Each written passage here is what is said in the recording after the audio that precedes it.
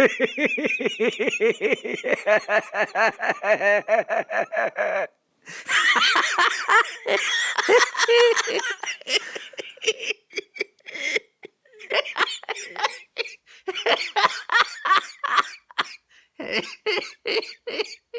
back with another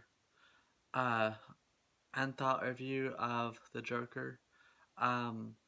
So after viewing this film, it was so powerful and amazing that I was in deep thought afterwards, even today, that there's been more topics that's been brought to my attention about the film, and so we're just going to talk about it. So the film is obviously a very dark and gritty version of Gotham City, but it's also a very dark and gritty version of reality. And it's very easy to fall into and believe it is real. Despite how over the top the character of the Joker may be, it's set in this realistic world, and it really makes it that much more special. So many points in this film that I thought that it was so true to what society is we live in now. So in my letter review, I had mentioned how at first the film plays with us, but we're not sure whether or not Arthur Fleck is in fact Thomas Wayne's son by sleeping with his mother, but then later on we discover that he was actually adopted. I think, however, it would have been more interesting to have not have mentioned that, so that way we could just make it up in our heads or just leave it up to the audience to decide what they thought. But up until that point, it is very much that, you're wondering what's fact. Joker not only changes the character of the Joker completely, but it also changes the character of Thomas Wayne, Bruce's father. And he's known to be the reason for Gotham's turmoil in this film, and I think it's a very interesting change, and it's fresh, so that's nice. The mental illness aspect they brought to this film with the Joker is, or Arthur Fleck, it not only enlightens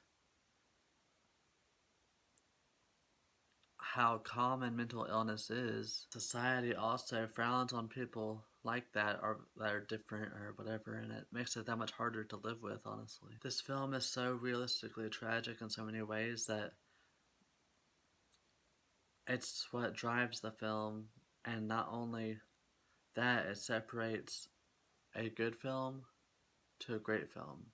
It goes to show that some people may be dealing with something in life, and yet the other people just don't care sometimes, and as people we sort of evolved, from the Holocaust and the bombings and terrorist attacks, and we haven't, unfortunately, and this film really speaks that truth, which a lot of films don't. It drives people to their weakest and most fragile points in life, that they lose their mind or they commit murder. I mean, I guess sometimes people aren't just evil for just the sake of being evil, but sometimes it's deeper than that. And I think that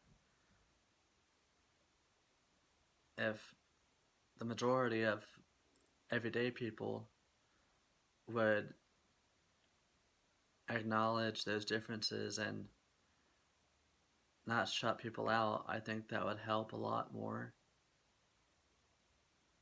So that's pretty much my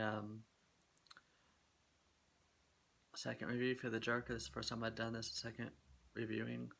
But this film has really got me thinking, so I was like, well, I'm going to share this. And then let me know what you think about what I've said, and then what you thought about the film and its points it was making. So yeah, like and subscribe if you're a cinematic addict.